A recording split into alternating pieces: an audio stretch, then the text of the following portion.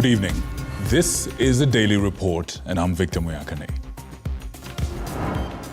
Tonight, I think the beginning of the election. The court calls out the office of the DPP for wasting judicial time as it acquits former CS Henry Rotich on the Aror and Kimwarer scandal case. I hereby order that this ruling shall be placed before the Attorney General and the National Council of Administrative Justice with a view of sparking conversation on legal reforms on this issue. Vile mambo haijakuwa, mwananchi wa kawaida hajafikiwa kabisa. And hustlers cry out to President Ruto on Kenya's growing economy as economic experts call for more investment in economic programs, an end to public debt and wastage in government. We can collect as much as we want, but how are we spending the money? And EPRA announces a reduction in fuel prices from midnight tonight, saying it is as a result of the declining average landed cost.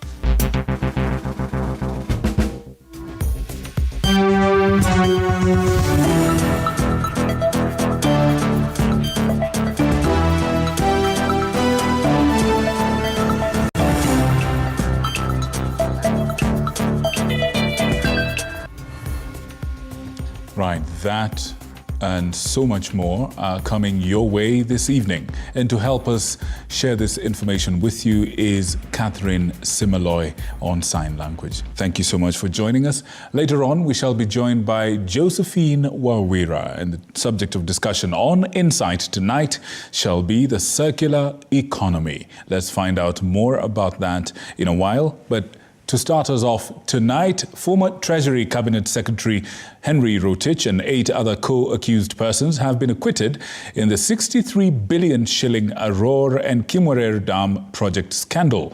This is after trial magistrate Eunice Nyoto said that there is no evidence to warrant them being placed on their defense. And as Grace Kuriakanja now tells us, elsewhere in the corridors of justice, a police officer who shot and killed a 33-year-old man in Nyeri County has been sentenced to 7 years in jail, even as Naftali Kinuthia, who was charged with the murder of Ivy Wangeshi, has been sentenced to 40 years in prison. Henry Rotich, former Treasury CS, is now a free man. In a Thursday ruling, Magistrate Eunice Nyoto said the prosecution had failed to lead the case, further stating that there was no evidence tabled in court to show that the former CS and 8 others failed to follow procurement laws in the 63 billion shillings Aror and Kimwarer Dams case. I think the beginning of the election, I believe will mean permanent election. Rotich had on November 20th asked an anti-corruption court to acquit him, saying no money was lost in the financing and development of the Aror and Kimwarer Dams project. I hereby order that this ruling shall be placed before the Attorney General and the National Council of Administrative Justice with a view of sparking conversation on legal reforms on this issue. In the meantime, all the accused persons herein are hereby acquitted under Section 210. A visibly infuriated Magistrate Eunice Nyoto calling out the ODPP for what she termed as a waste of precious judicial time. In Nyeri County, a police officer who shot and killed a 33-year-old man in his home in Mokorene, Nyeri County, after a confrontation at a bar 8 years ago, has been sentenced to 7 years in jail. This is after the court found the officer, Chibungu Sanga, guilty of manslaughter earlier this month. Hatukuridhika. Tulikuwa tunatarajia afungwe maisha kwa ile kitendo alikuwa amefanya. We also had issues in understanding the judge's contention that he did not see an issue of premeditated murder, and the facts seem to contradict his findings. But those are things that we will look at and we'll know whether we are going to appeal or not.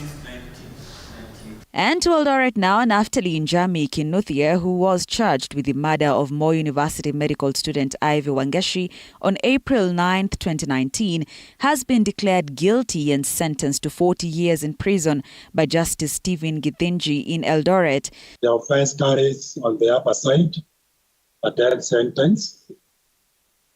However, given the decision in the case of Francis Karioko Murwatetu by the Supreme Court, a death sentence is not a mandatory sentence. The court, supported by testimonies from 17 prosecution witnesses and presented evidence, established that the accused had purchased a new metallic axe and travelled from Nairobi to Eldoret, where he brutally attacked and killed the victim in broad daylight outside Moi Teaching and Referral Hospital. The convict and the victim were friends for a long time. The convict was out for a love relationship. When the charge was turned down, he was irritated and committed the offense of murder in a brutal, awful manner. Grace Kuriakanja, TV 47. Now, away from the corridors of justice and over to the petrol stations, and the Energy and Petroleum Regulatory Authority has announced that the new fuel prices that will take effect from midnight tonight are in. Super petrol and diesel as well as kerosene will now retail at 212 shillings and 36 cents for super petrol, 201 shillings and 47 cents for diesel, and 199 shillings and 5 cents respectively for petrol. For paraffin. This is after a reduction of 5 shillings for petrol, 2 shillings for diesel, and 4 shillings for kerosene per litre. Last month, the prices of diesel and kerosene were reduced by 2 shillings per litre, with diesel maintaining its price. The Energy and Petroleum Regulatory Authority, EPRA, has announced the new reduced prices of super petrol, diesel and kerosene. In the new review that comes as a relief to many Kenyans who are already struggling under the yoke of the skyrocketing cost of living, super petrol will now retail at 212 shillings after a reduction of 5 shillings per litre, as diesel retails at 201 shillings after a reduction of 2 shillings, while kerosene will now be at 199 shillings per litre after being reduced by 4 shillings in Nairobi. The drop comes after the average cost of imported super petrol decreased by 16.11% from $827 per cubic meter in October 2023 to $694 per cubic meter last month. In November, the price of super petrol remained at a constant 217 shillings as diesel and kerosene reduced by 2 shillings per litre. The new prices come in the wake of a hint by government spokesperson Isaac Mwaura on reduced fuel prices in order to caution Kenyans from the hard economic times. I know there has always been the issues about the cost of living. Of course, you'll agree with me that significantly this is coming down. Just even maybe as we proceed here, there will be an announcement of the reduction of fuel prices. Going forward, it is a position of government that you will see a significant drop in plus prices internationally, and therefore that will actually translate into better prices here in Kenya. Vera Alberta, TV47, Nairobi. Now, President William Ruto has vowed to end insecurity in Lamu County during a meeting with leaders and politicians from Lamu, led by Governor Issa Timami. The head of state has decried the divisional or divisive politics being undertaken by leaders in Lamu County, saying that this has provided terrorists with opportunity to be a menace to citizens in Lamu County. Kisewa Emery with the details. In the past few months, images such as these from Lamu County hit headlines after the area witnessed an upsurge in the cases of terror attacks. A scenario that left scores of deaths in its wake, plus a destruction of property. And months later, Your Excellency, President William Ruto says that the government will do whatever it takes to curb the insecurity that is stifling Lamu County. In a meeting with leaders and politicians from the county, the head of state urged the county leaders to pull in one direction so as to promote peace in the region. Mambo ya usalama ya Lamu, sasa nyinyi mumetuchanganya kwa sababu wakati sisi tunaelekeza mipango, mawazo yetu kupambana na magaidi. Pia hapa tuko na shida ya kisiasa, uchochezi wa kisiasa ambayo inatuharibia usalama ya wananchi. The president also emphasized the importance of peace in the area to the leaders, calling for unity with Governor Issa Timami, noting that the Lamu leadership are already taking various steps to curb insecurity in the region. On my own behalf and on behalf of the leadership, Your Excellency, we shall do all that is within our power to bring our people together. We have plans. We will come and share. This comes while Pamoja African Alliance leaders have opposed sentiments from some politicians that tribal differences are the major cause of insecurity in Lamu, with some community leaders and politicians having already been summoned by the DCI to record statements in Mombasa. Tumejitokeza na kulaani vikali tamshi kama hizi ambazo zinaweza kuleta utovu wa usalama katika kaunti ile. Sisi hatuna shida kuishi na wengine. Lamu na Tana River ni ndugu. Ni kama chanda na pete. The President and Cabinet Secretary of the Interior, Kithure Kindiki, emphasized that tribal divisions perpetuated by local leaders will be dealt with quickly, with any Kenyan free to operate wherever he or she chooses lawfully. Every Kenyan can live, do business, work in any part of Kenya. The Deputy President, on his part, also emphasized that resources currently being used to provide security in the area could be better utilized in providing development to the people of Lamu County. The rest of Kenya is moving on. People are busy with the development. The amount of resources we are spending in Lamu to secure the county is unacceptable because those resources can be expended for development. Kisewa Emory, TV47. Thank you, Emery, for that. Tonight, the Kenya Kwanza administration is on the spot after a section of Kenyans said that the much-touted economic growth has not translated to money in their pockets. A section of Kenyans in various public forums want the government to reduce the tax on basic commodities and fuel, which reduced by 5 shillings on Thursday in order to ease the burden on the cost of living, or rather the burden of the cost of living. The call comes in with a backdrop of a TIFA research poll that shows that a whopping 84% of Kenyans say that the country's economic situation has worsened compared to last year. President William Ruto's revelation to the nation this week on a flourishing economy and one of the fastest growing in the world has come with a lot of question marks in equal measure. In the backdrop of a court fight on the housing levy charged on employees, which the High Court has declared unconstitutional, President Ruto has vowed to implement come rain or shine, while Kenya's majority hustlers who met in various public forums say the president's positive message is a mirage and want the president to reduce tax as a starting point. Na hii serikali unajua ile campaign on the platform ya pesa mfukoni. Pesa hakuna kwa mfuko, mifuko zote zinaiona. Mifuko zimekuwa vichungi. Yaani pesa ikiingia ni matibabu na hata madawa pia haiko. Unaenda mpaka hospitali wewe ndio unalipa dawa. Tunaona mikakati imewekwa.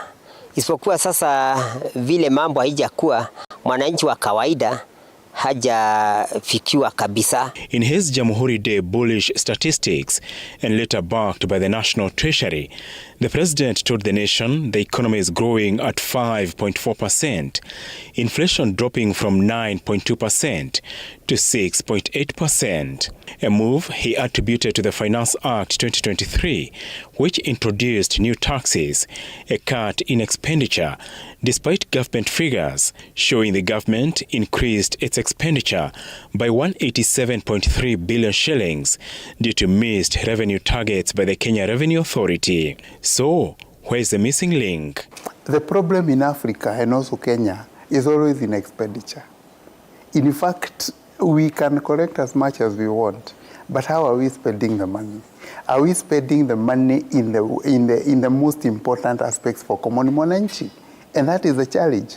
If you look at right now in our country, our problem, we only have 2 twin problems. expenditure, and debt. Experts, including Parliament's Budget Committee, say the 2023-2024 budget is focused on hustler economic empowerment programs. Most of the policies that we are now adopting is to make sure that as the economy grows, that growth actually is felt in the pocket of Kenyans. It's not just GDP figures, but in the pockets. Wednesday's opinion poll by Tifa Research show 84% of Kenyans feel the economy has worsened compared to last year, with majority of them Kenya Kwanza supporters who elected the president in the belief his hustler and bottom-up economic model will change their fortunes. Apul Kamau, TV47. In other news, Interior CS Kithure Kindiki has defended the work of the Independent Policing and Oversight Authority, IPOA. He says the authority is well within its mandate, trying to shed a spotlight on rogue elements within the police service. Amid the debate, Kindiki reiterated that there is no conflict between the work done by the Inspector General of Police, the National Police Service Commission and IPOA, and that none is opposed to the other. Paul Kirobi tells us more.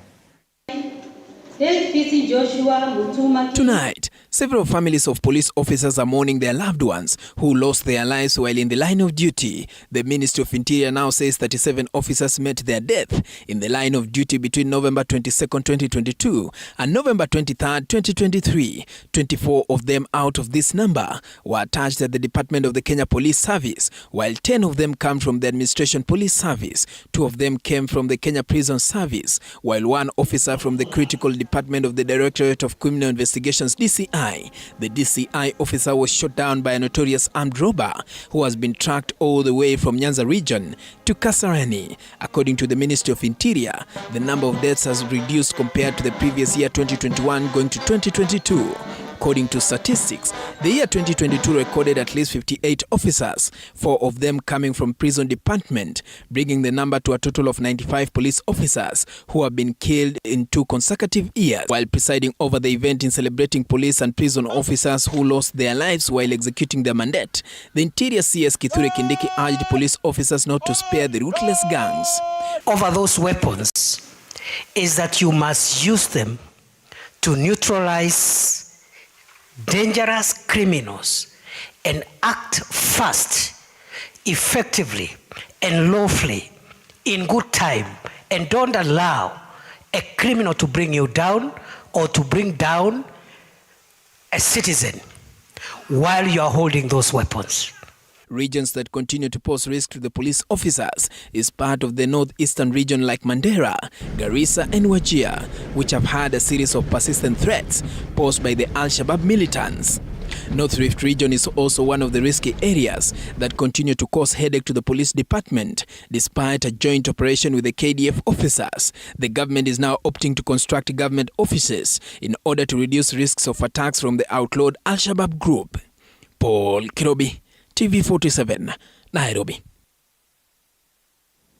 Now, over to something that a lot of us actually deal with. Now, it so happens that your electricity bill is likely to reduce in the next month, given the advancements in electricity generation from KenGen. In an exclusive interview with TV47, the Principal Secretary for Energy, this is Alex Washira, said that the country is anticipating additional steam power generation, which will in turn bring down the initial acquisition significantly, and that will reflect on the power bills in the coming months. This comes just days after the third nationwide power blackout that was faulted on aging infrastructure, where the cabinet ordered for the unbundling of transmission networks to avoid a repeat of the same. Now, as Hibak Saeed now reports, the Western region still remains the likely area to suffer possible load shedding, especially during peak hours. Just yesterday, the cabinet resolved to unbundle the interconnected electricity transmission network that spans across the country. The move was meant to ensure a trip in one transmission network does not affect the entire country, plunging the entire state into darkness. In the same sitting, another resolve was reached, the commissioning of more generation in KenGen and a 32-megawatt battery-powered storage unit at the Seven Forks Dam to ensure uninterrupted electricity supply, even in cases of power failure. Our dams in the hydros were not full. Now remember, we talk of the Seven Forks dams. Yes. We still have 2 more dams that we have not done. One is called Karura. It will give us about 105 megawatts. But the game changer, one that will give us the spinning, increase our spinning reserve, increase our hydropower, and control flooding, is the High Grand Falls Dam. Now, the frenzy to fast-track these projects is in sharp contrast of the neglected power infrastructure that have remained unchanged since 2017, despite an increase in users on the power grid between then and now, from around 50% to 75%. Of course, you cannot be born and run at the same time. Right. So we are. I don't want to say that we are crawling, but we are walking. We are not yet running, right? But we are walking. We are not crawling. Right. We are walking. So now it's just increasing the pace, and eventually we run. Last mile connectivity has also been in full effect, with the aspiration of hooking in at least 1 million new customers to the grid yearly. We do not have a problem of power generation. We have adequate power in the grid, more so because we have improved hydrologies in our dams. Will the progress projected catch up with the increasing demand? According to the ministry, it will take roughly 2 years for all alternative transmission networks to be put in place, but they reckon the process could be fast-tracked to a year. We still have a backlog of probably about 120,000 meters, but we are going to unclog that and push the connectivity. We have 3 main programs that are coming up in the new year. While shedding light on the situation, the Principal Secretary also touched on the darkness surrounding the standardization of IPP purchase prices. For the progress of standardizing these prices, you're saying that we as a country are getting closer and closer to having, kind of a stable rate? I would say so. Right. Yes, I would say so that's what we are looking at. Right. And we are allowing competition to come in. Hibak Said for TV47. Thank you, Hibak Said. Hopefully we feel the impact of all those changes to the cost of power. Now, President William Ruto has expressed strong disapproval towards those responsible for the legal intervention which saw the High Courts suspend the planned implementation of the Social Health Insurance Act of 2023 by the Ministry of Health. This is until February of 2024. The President says that his government will not relent on the Social Health Insurance Fund and will take on cartels in the Health Ministry head-on. Chichi Josephine tells us more. Speaking during the annual Kimalel Goat auction on Thursday in Kimalel, Baringo South, the head of state characterized the individuals as corrupt and accused them of engaging in a pattern of extorting money from the National Health Insurance Fund. Imagine kuna mtu ako na hospitali kona fulani hapo. Atu anafanya upasuaji operation. Na ni wizi tu anaiba pesa ya serikali.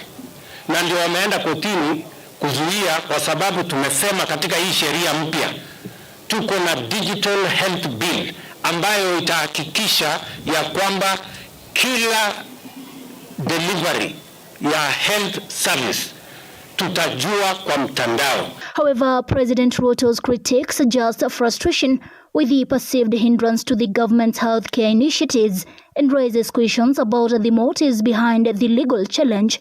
Unajua watu wengi kwa sababu wamekuwa wafanyabiashara matapeli katika sekta ya health, wamekuwa matajiri wa kupindukia kwa sababu ya corruption katika mambo ya health, ufisadi. Sasa wameenda kotini kuzuia, na unasikia hiyo kelele yote. Hawasemi ati bei ya bima ya afya imerudi chini. Hapana, hawasemi hapo. At the same time, the president addressed the pressing issue of insecurity in the region emphasizing his commitment to tackling the menace as he assured residents that his government would eradicate the challenge of insecurity. Hapa North Rift tuko na askari wa jeshi 1,500. Hapa North Rift tuko na askari wa polisi wengine 3,000. Mimi nataka niwahakikishie hawa askari hawawezi kutoka hapa mpaka wakora wote na wezi wa mifugo wote tumalizane na wao. Barabara ya Loruk kwenda Kapedo ya Excellency na kutokea Lokichar itabadilisha pia Kerio Valley ya Excellency kuhakikisha tumepambana na majangili na kuhakikisha ichemu hiyo imebadilika. During his address, the president highlighted the ongoing efforts in the education sector, particularly the reconstruction of vandalized schools. Currently, 21 schools are under construction in both Baringo South and Baringo North by the Kenya Defence Forces. Tayari tuliweka pesa karibu milioni 100 ya kujenga mashule yenu. Mashule yote ambayo yalifungwa hapa, nimesema hizo mashule lazima sifunguliwe. Tutaifanyia ukarabati, zile zimeharibika tutajenga upya. The annual Kimalel Goat Auction was the brainchild of former President Daniel Arap Moi, who aimed to address the challenges faced by pastoralist communities in the region. The event provides a reliable market for their goats, ensuring a fair and stable prices. In today's auction, a total of 3,000 goats were sold each. President William Ruto and Deputy President Rigathi Gachagua buying 1,000 goats at 15,000 shillings each, and the rest were sold at 13,000 shillings each. The total money spent was 41 million shillings. Chichi, Josephine, TV 47. Right. I think a lot of us know where a lot of those goats are going to go, especially considering the season that we're in right now. I hope you get a taste of some of that. Now, the Department of Health in Uasin Gishu County has begun talks between various stakeholders, and these talks are ongoing regarding the deaths of 10 boys who died while at home and others hospitalized following a botched circumcision tradition. Uasin Gishu Deputy Governor John Barorot says that the time has come to soften the way the circumcision ceremony is done traditionally with modern methods that focus on the safety of the boys. The county's health minister has also indicated that they have been inspecting the areas where the youth are kept. And also, the governor of Nandi County, Stephen Sang, has warned parents against using indigenous doctors who are not fully certified, saying that last year more than 10 children lost their lives while at home in Nandi County under the same circumstances. Tunapomaliza hizi masherehe katika kaunti yetu ya Nandi tumepoteza mtoto mmoja peke yake against an initial number of over 10 that we lost last year. Na mimi nilikuwa nimesema katika hii sherehe yote lazima tukue na daktari ambaye anashughulikia watoto wetu kule. It would be a requirement moving forward that before our boys go through these rites, some basic medical check is done to our children. They're just common infections, and they were not attended to as fast as it should have been. A few of the cases that have been reported are criminal, that the boys were actually beaten, which really is before the police for them to investigate and prosecute. An ongoing debate that I believe it will culminate into coming up with best ways of ensuring that our boys are circumcised in the right way. So it is actually sad that we lost actually 10 boys during this circumcision rite, but it has brought in debate. We discussed at length even during Jamhuri Day. There's a lot of concern even from the community themselves. Now, that is all we had for you in terms of news.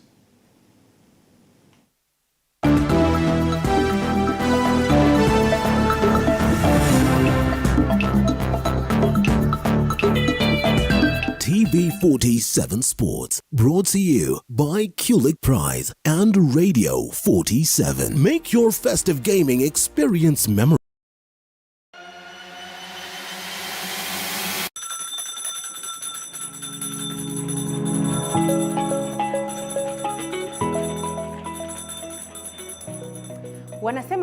wasemao kuwa elimu ni bahari haishi kwa kuchotwa.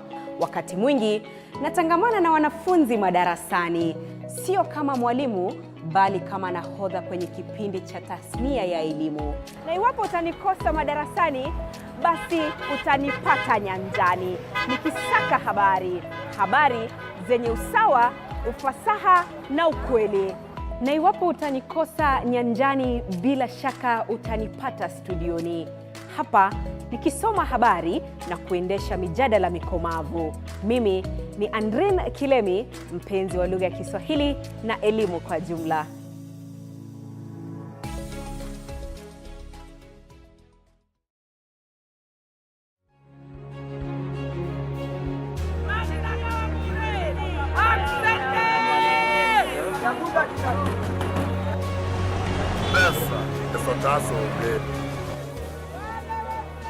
They say money makes the world go round.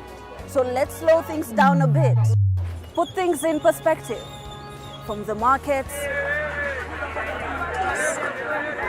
to the streets to the stocks, we make the complex comprehensible. Join me, Hibak Said, on TV47 Business News for market insights like never before.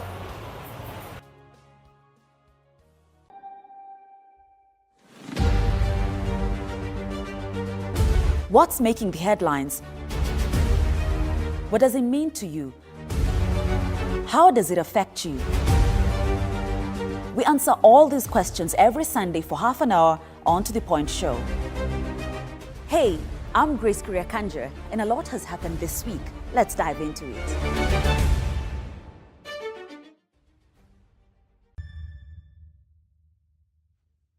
The news that matters the most is the one that hits close to home.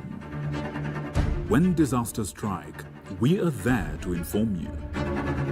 When the bullets are flying, we tell you who's shooting and why. Reporting on your victories, your health, your money, your security, your past, present, and future.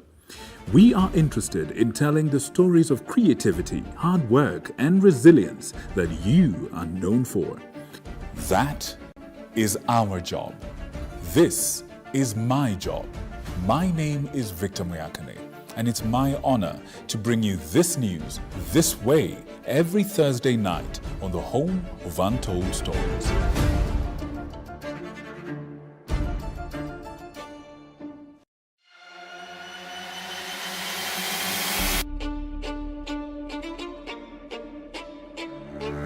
Katika majengo haya, hapa ndipo sheria zinapotungwa na zinapopakuliwa. Nitakuletea viongozi mbalimbali, mirengo mbalimbali, wote kwa pamoja wakipika na kupakua. Tutawapa nafasi kuweza kuangazia changamoto na mafanikio ya ugatuzi katika ukumbi wa siasa kila siku ya Jumanne kuanzia saa 1 kamili na kuendelea.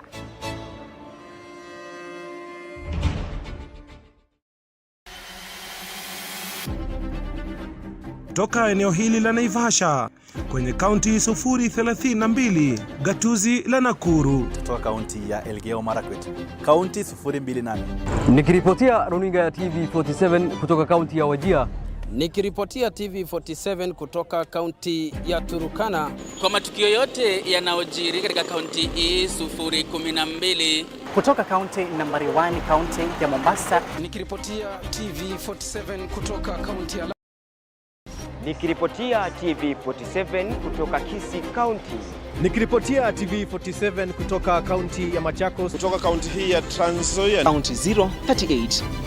Kutoka gatuzi nambari 029. Experience memorable. Tune in, play, and stand a chance to unwrap delightful surprises all December long with the Radio 47 and Kulik Prize.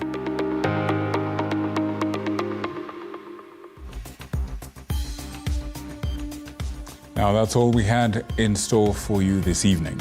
But up next, we have an interview on something brilliant, something called the circular economy. If you're curious about it, or even would like to know how this affects you and how it can make your life better, then please join me after this break for an interview on the same. We have Josephine Wawira in studio to help us break this down. We'll be right back after these messages.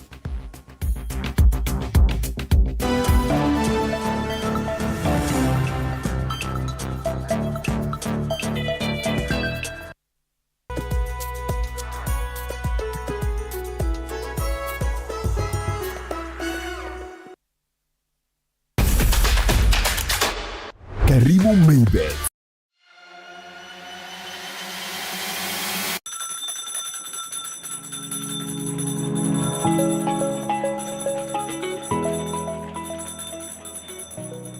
Wanasema wasemao kuwa elimu ni bahari haiishi kwa kuchotwa. Wakati mwingi natangamana na wanafunzi madarasani, sio kama mwalimu bali kama nahodha kwenye kipindi cha tasnia ya elimu. Na iwapo utanikosa madarasani, basi utanipata nyanjani nikisaka habari zenye usawa, ufasaha na ukweli.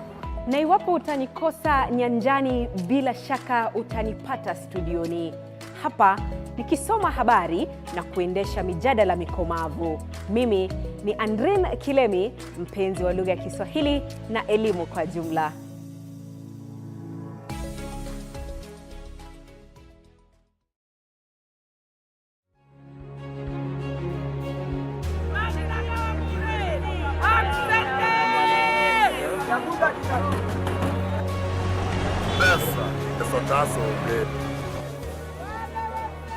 They say money makes the world go round.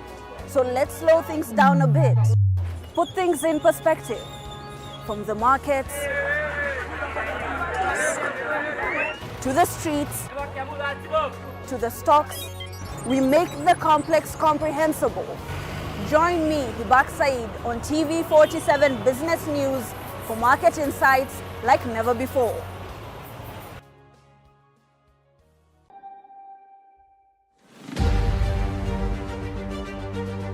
What's making the headlines?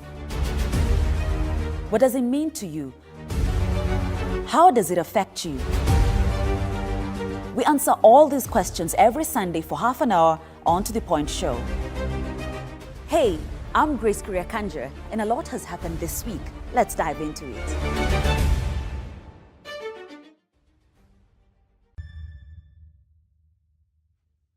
The news that matters the most is the one that hits close to home. When disasters strike, we are there to inform you.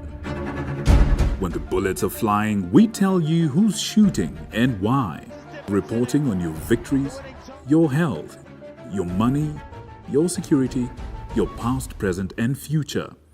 We are interested in telling the stories of creativity, hard work, and resilience that you are known for. That is our job. This is my job. My name is Victor Muyakane, and it's my honor to bring you this news this way every Thursday night on the home of Untold Stories.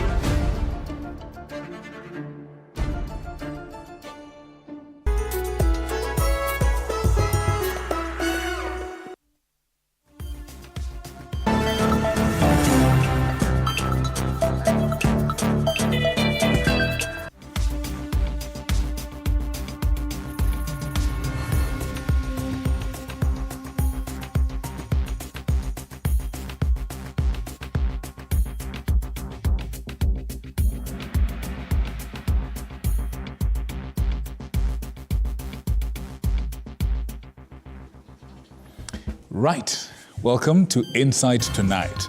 And our guest tonight is no stranger to our set. She's been here before and she served us quite a lot of insight. We thought it was so good we needed to do it again. Karibu sana, Josephine. Karibu sana. We have Josephine Mwawira. Let me tell you something. You wear so many hats, but they're all around the same kind of sphere. Yeah. All right. Yeah. And I believe by now Kenyans should know. You know? But now that you're here, and I know I told them a little bit earlier on that we're going to be talking about the circular economy. Yeah. I think it would be useful because the last time you came, you dropped that word, Yeah. and we actually had some questions. What is this circular economy? What does this mean? Does the money come from one pocket to the other? What does this mean? So if you were to break it down just as simply as you can, what is a circular economy? Okay. First of all, thank you for having me again. Oh, you're welcome. Absolutely. And I think today we'll try and make it as simple as possible, but also giving some important updates that have happened now that we are coming between to the now end and then. Oh, yes. of 2013 with some major events that have happened, including COP28. Yes. But to answer your question, yes, please. Circular economy is a groundbreaking concept. It challenges the current or the traditional take, make, waste model. We call it the linear model. So if you consider a straight line, we take resources, natural resources, like raw materials. raw materials, and then we make or produce consumables. We use the products that we make out of that, and then we irresponsibly waste, or we irresponsibly dispose them off. Whatever the rest. The waste from the production or the actual and most things of after that, we're done with them? Most of things when we're done with them. But unfortunately, most of these products are made for single use. Meaning we only use them once. Often, and then we dispose of them off. Now they end up often in the environment, in the landfills, in the oceans, in the waters. Now we take some in the fields with the crops where we grow. And this is one of the things that has led also to the triple planetary crisis of, I don't know whether you know it, biodiversity loss, climate change and pollution. And now circular economy proposes a new model. So hold on, hold on.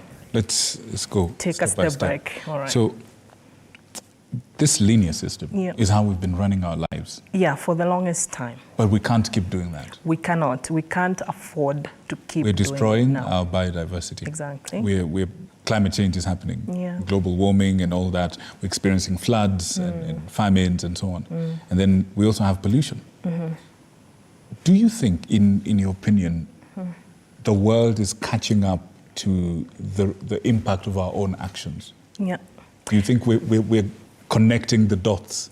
We are connecting the dots, and if you think about it, if you've heard of the terminologies climate adaptation, climate resilience, climate mitigation, it means that climate change has already caught up with us because we cannot adapt if we can't beat it, if we have already beat it. That means we now have to find ways of either adapting to it, even as we mitigate, or becoming resilient. More resilient. It's like you consider what happened with COVID. It was here. We couldn't ignore it anymore. So the best thing we could is to try to develop a health system that will help us become resilient and more stronger to beat it. Then mitigate by using all those protection measures, wash your hands and everything. And then we had to take the injection to help our bodies to adapt. You understand? So the first fact I mentioned is that it was already here. It's already here with us. Couldn't ignore Can't ignore it. It's the same now with climate change. We cannot ignore the fact that the effects are already here and they are devastating. Even the people, the deniers, the people in denial now have nowhere to hide. It's devastating. How many people denied that El Nino would show up? Finally. Some made fun and said, well, it has, it's scared of the taxes and everything. Yes, yes, indeed. We have communities that have suffered great loss, not to mention the loss of life, but also loss of livelihoods, loss of crops and everything. And these are some of the effects and the impacts of climate change. It's as simple as that. Simple as that. Now, with I suppose to get people out of a cycle, there's got to be something that disrupts that cycle. And this cycle we're talking about is a linear way of doing things, the linear economy, so to speak. So in comes circular economy, which, using your own words, is groundbreaking. Talk to us a little bit about that. Now, this is where we are saying we have to rethink how we interact and thrive together with nature. And so we have to create a closed loop where we reduce what we extract as natural materials, because remember, when you keep taking and you don't replenish, eventually it's going to get finished. You don't have any more. And so when you take and then you make, at the making process, where we call the production process, we must rethink how we design products so that, one, we design them for longevity, so that they serve us for a longer time. And then we create them in a way that they can be reused for a longer time, they can be repurposed, they can be refurbished, repaired, and eventually they can be recycled. So when you're producing, even in the elements and the additives that you put, how you design your products, whether it's the plastic bottles you reduce from designing them and producing them as colored PET bottles to clear bottles, or the HDPs, you remove the additives, or even if we are talking about textiles, your clothes, the clothes you wear, you realize some clothes you wear and then you wear once they are torn. Right. So we have to rethink how we design and create things so that they serve us for a longer time. And then we implement all those R's, eventually the materials can go back to the production process instead of going to the environment. Oh, so hence waste. the circular nature. Yeah. Can you give us an example of a product that can be, produced currently, maybe majority of the time being produced in a linear way and very wasteful way, that can be done in a circular way and to greater advantage? Can you give us an example, please? The examples are everywhere. Okay. When you think about it, first of all, we have to understand that circular economy is cross-cutting. So you can't find that in one sector only or in one industry only. It has to be across all the economies, all right?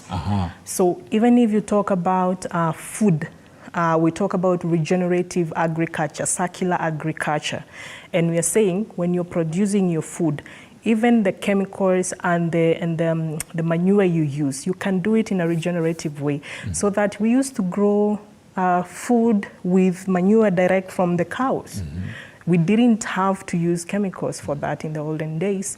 But now what has happened is that we have brought in so many additives into the inputs we put in agriculture that now it affects the whole ecosystem, including our health, right? So if we look at it, again, if we look at even if it's plastics, what I mentioned, you can think of how you design so that that plastic is not used once and then disposed of. It can be recycled or reused. Right. And then remember, one of the most important things is that we have to rethink what we don't need. To become resource efficient, you have to think, must I use, do you order food online, for instance? Yeah, every now and then. Often you order it at home. You have plenty of spoons at home. And then your package comes with cutlery, with a fork, there is plastics and forks. Most often you don't even use them. You just pick and throw in your dustbin. Right. That's not even single use. It's zero use. Zero it's use. Going into the dustbin and then it goes, if it's not properly managed, where? Into the landfill. So what must you not use, especially the single-use ones? I remember a song when I was growing up that was called, I don't know whether you know it, My Coat of Many Colors. Yes. The picture that I had, it had a lot of patches of different colors, repairs. different textures and different materials. And at that time, the idea was that person was poor. Yes. Yeah. Yes. But look at the high-end fashion right now on runways. What are they showing us? It's the same. Yeah. So before you throw away a cloth that you've not used in a long time, could you first consider repairing? Right. Yeah. If not, could you repurposing it, or you can give it to someone who, if it's small, can fit them because we grow, we increase in size, we have to adjust, but somebody else might need it. So circular economy, when you look at it in the simplest of terms, without complicating the language, are the things that we use and we do to make sure that we become efficient in everything we do, and especially in using resources. Josephine, I have a question at this point. What's stopping us from doing this across all industries and even at home? What's stopping us from doing this? Because, I mean, it's a win-win situation for everybody. Win for the environment, win for ourselves, because some of the processes you're describing actually sound very economical, and win for industry, win for everything. So why are we not doing it as much? What's the stumbling block? I would say several things. One of them being awareness. I find that a lot of us still lack in terms of awareness and education in what this exactly means for us and the impact that it would have for us and our generations to come, and the biodiversity where we live, our health, our entire livelihood and our well-being when we take certain actions instead of others, right?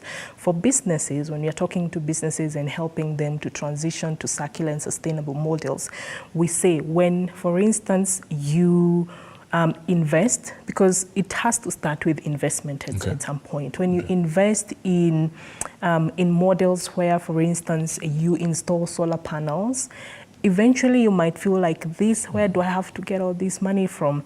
But when you do the calculations at the end of your annual turnover, you will see the change. It doesn't have to start from year one, but over time, you realize that you become resilient even in things that happen like COVID-19. Some businesses had to close, but those that had already prepared were able to thrive. Right.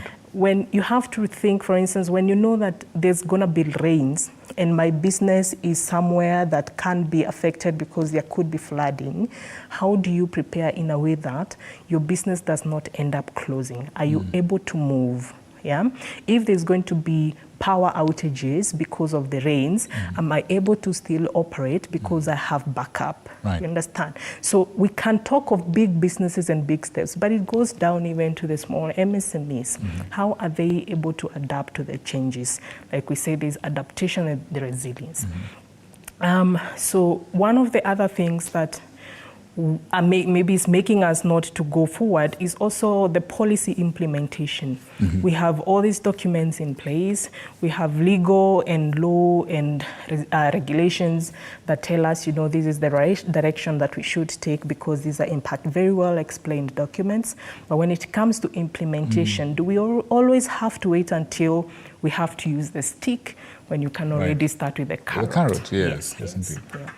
Right, so now, I'm sure somebody is listening to us and is wondering, okay, I like what this brilliant lady is saying.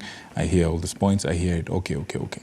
Now, if you were to help somebody create a roadmap to where we're going, where we'd like to go, a place where the circular economy is a way of life rather than a unique novelty somewhere.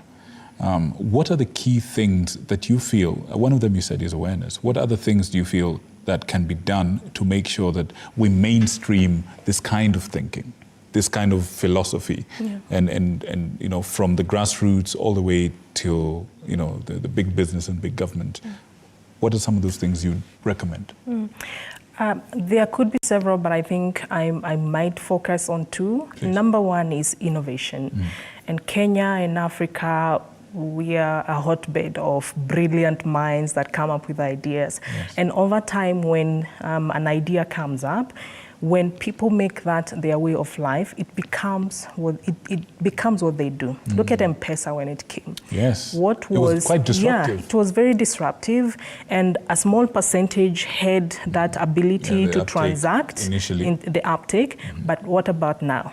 Even the grandma. You can't even live without it. Exactly, like you can't survive. And then COVID came, and then you realize that we went cashless. What if we didn't have M-Pesa? How many people would have been locked out of financial transactions because they didn't have access to bank accounts and everything? So Africa, we have very brilliant minds, and circular economy has to shift because of the innovations we put in place. When I talk about redesigning, for instance, it comes with thinking how, what materials do we use, what innovations, how technology is going to come and play in place. When it's about recycling, there's also innovation. How do the machines and the technology impact that? So we have to invest in innovations, and we have to allow the young people to bring their brilliant minds to the table. And that brings me to the second point of collaboration. We can't have one group of people making decisions when we have solutions across the board. So when the government sits down, it has to involve the private sector, because that's where the innovations come from. True. The young people, the youth, must be on the table because they also have brilliant solutions. But also indigenous communities. because most of these solutions that we think are and overthink them, they're already existing in these communities and they are already working. So we just need to tap into that indigenous knowledge. So collaboration is very important. Partnerships from local to national to international levels between development partners like UNEP and IUCN. And at COP28, one of the key outcomes that has come up is the phasing out of fossil fuels. Oh yeah, that's huge. It's big, it's huge. That's actually, that was going to be my next question. This has been a huge year in terms of conferences where certain, I mean, to a degree, key issues concerning our planet, and particularly from the point of view of our continent, have been discussed, and some key takeaways there. I wanted to find out for you, what have been the key takeaways and why are they significant from where you sit? I think that is one. Okay, the main. And by the way, today they the fuel prices went down, so we're expecting a lot more people to start using petrol. We've seen the usage go down. I mean, it kind of is counterintuitive when you think about it with what you're saying. But please, what are your main takeaways from this year's events?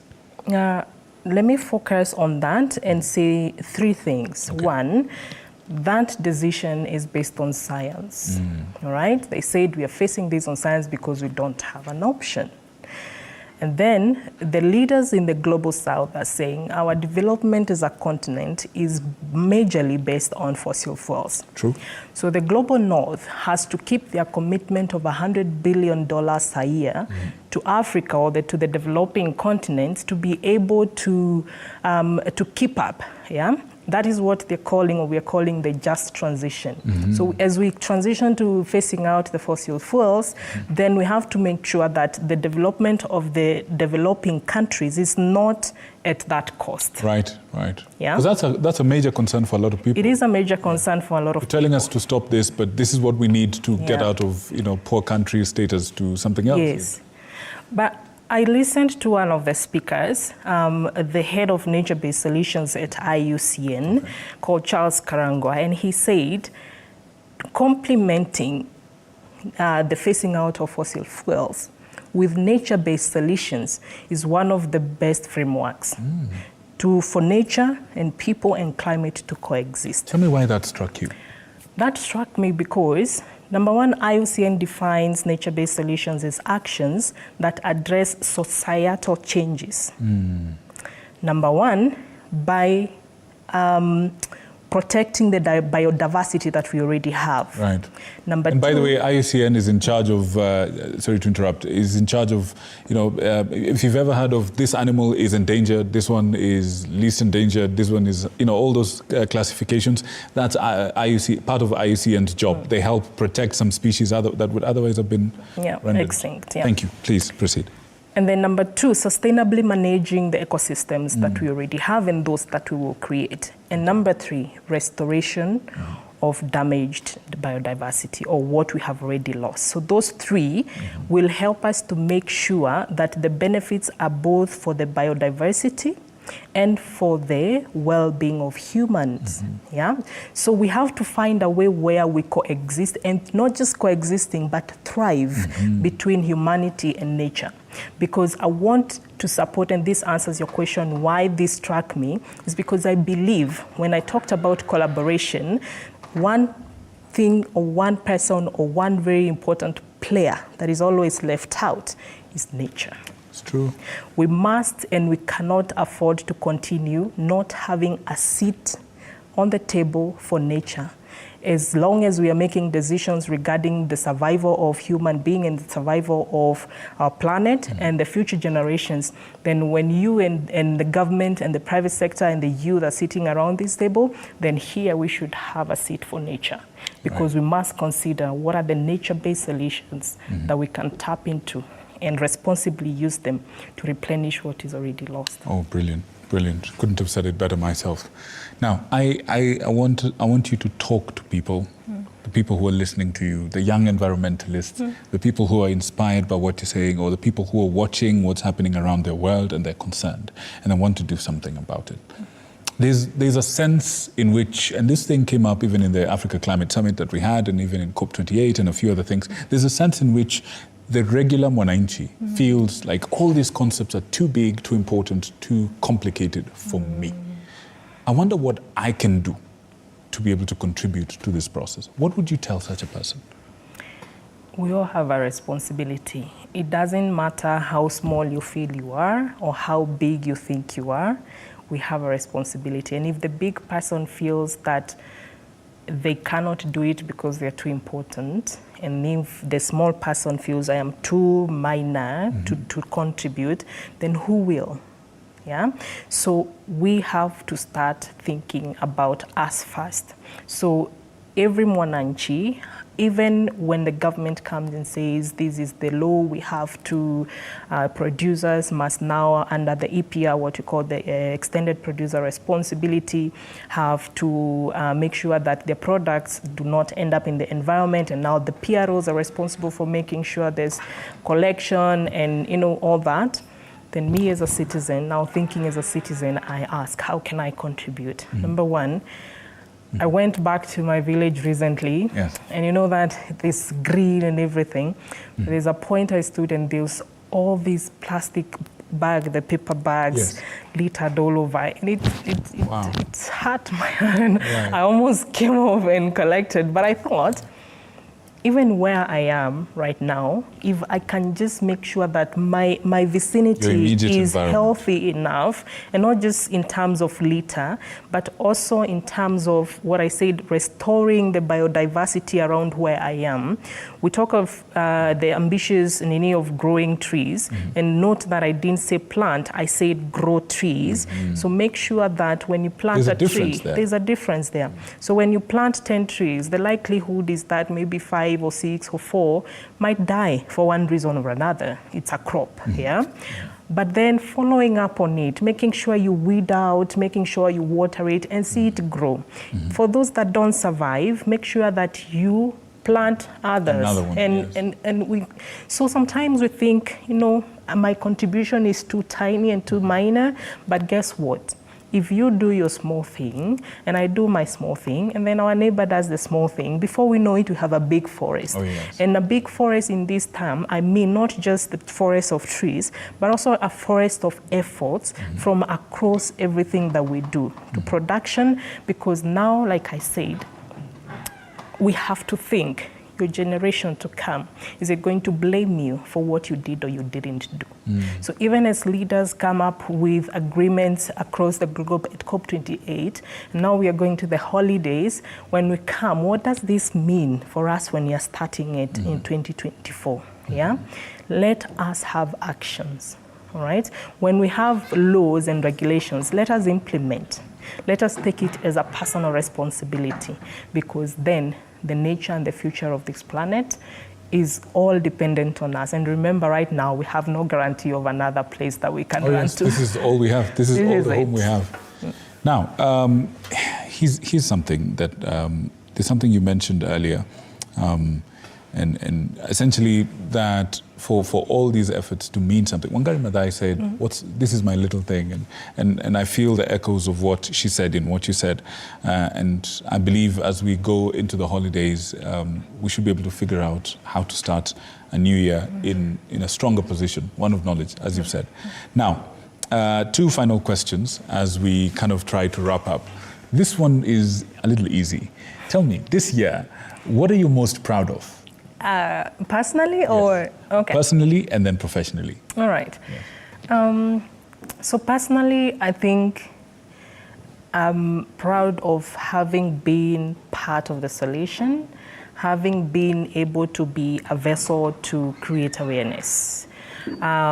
Because like I said, one of the major gaps that we have is sometimes we know exactly what we need to do, but we've not been guided to do it right. So we do it forwardly, Yes. But being able to break down this message and say, this is how you think maybe climate change is a big concept, but this is how it affects you as a person on the ground.